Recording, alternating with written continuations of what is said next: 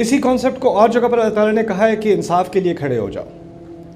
اور جب کھڑے ہو جاؤ تو کوئی بھی سامنے ہو اس کے خلاف کھڑے ہو جاؤ، اس کی فکر نہ کرنا کون کھڑا ہے سامنے۔ وَلَوْ عَلَىٰ أَنفُسِكُمْ أَوِ الْوَالِدَيْنِ وَالْأَقْرَبِينَ إِنْ يَكُنْ غَنِيًّا أَوْ فَقِيرًا فَاللَّهُ أَوْلَىٰ بِهِمَا، اگر اپنے خلاف بھی کھڑا ہونا ہو تو کھڑے ہو جاؤ، دونوں والدین کے خلاف بھی کھڑا ہونا ہو تو کھڑے ہو جاؤ، سب رشتہ داروں کے قریب رشتوں کے خلاف بھی کھڑا ہونا ہو تو کھڑے ہو جاؤ، امیر کے خلاف، غریب کے خلاف، پہلی پرائیورٹی اللہ تعالیٰ کی ہے، اللہ کی خاطر کھڑے ہو جاؤ۔ اور یہ کھڑا ہونا آسان کام نہیں ہے، اس کے لیے بڑی آپ کو سٹیمنا چاہیے ہوتا ہے۔ اس سٹیمنا کا نام، اس کے ناموں میں سے ایک بڑا نام قرآن میں صبر ہے۔ لیکن پاکستان والا صبر ذرا مختلف ہے۔ پاکستان والے صبر میں ہے غلط بات ہو رہی ہے، آپ اس کو خاموشی سے برداشت کر رہے ہو، پھر آپ کسی سے جا کے کہتے ہو کہ یہ غلط بات ہو رہی ہے، میں کیا کروں؟ بیٹا صبر کرو، یعنی حق کی بات مت کرو، خاموشی میں صبر کرو۔ قرآن جو واضح الفاظ میں کہہ رہا ہے، یہاں بچے کو یاد ہے، بڑوں کو یاد ہے، چھوٹوں کو یاد ہے، وَتَوَاصَوْا بِالْحَقِّ وَتَوَاصَوْا بِالصَّبْرِ، سب کو یاد ہے، لیکن ہم نے جو صبر بنایا نا وہ ہے إِلَّا الَّذِينَ آمَنُوا وَعَمِلُوا الصَّالِحَاتِ وَتَوَاصَوْا بِالصَّبْرِ۔ میں تھوڑی سی بیچ میں اسکپ ہو جاتی ہے بات،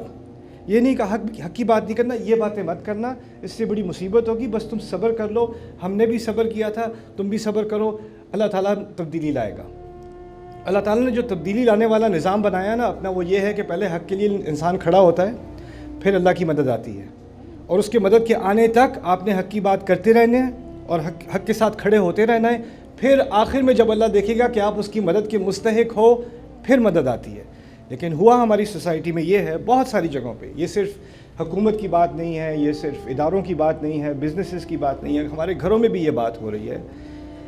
کہ ہم حق کی بات کرنے سے ڈرتے ہیں،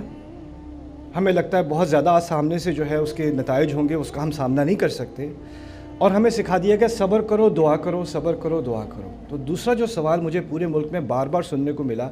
یہ دعا کیسی ہے؟ میں دعا کرتا رہتا ہوں، میں دعا کرتی رہتی ہوں، اس کا کوئی جواب ہی نہیں آتا۔ اور یہ میں بھی سوچتا رہا، یہ دعا کا مسئلہ اور کسی ملک میں جا کے گیا ہوں، میں نے کتنے ہزاروں لوگوں سے بات کی ہے، کسی کو دعا کا ایسا مسئلہ ہو نہیں رہا جیسا پاکستانیوں کو ہو رہا ہے۔ تو یہاں دعا کی خاص کیا، اس کا اثر یہاں خاص کیوں نہیں ہے؟ پھر مجھے جا کے بات سمجھ میں آئی، جس طریقے سے دعا کی بات کی جا رہی ہے نا ہماری سوسائٹی میں، وہ یہ ہے کہ آپ نے جو اپنا کردار ادا کرنا ہے نا دعا کرنے کے مستحق ہونے کے لیے، اس کو ہٹا دیا گیا ہے رستے سے۔ اپنی جو محنت کرنی ہے، مشکلات کا سامنا کرنا ہے، اس کو ہٹا دیا گیا، اور پھر کہا ہے اس کے بجائے آپ دعا ہی کریں۔ یعنی جس چیز کو اللہ تعالیٰ نے آپ کو صلاحیت دی تھی بدلنے کی،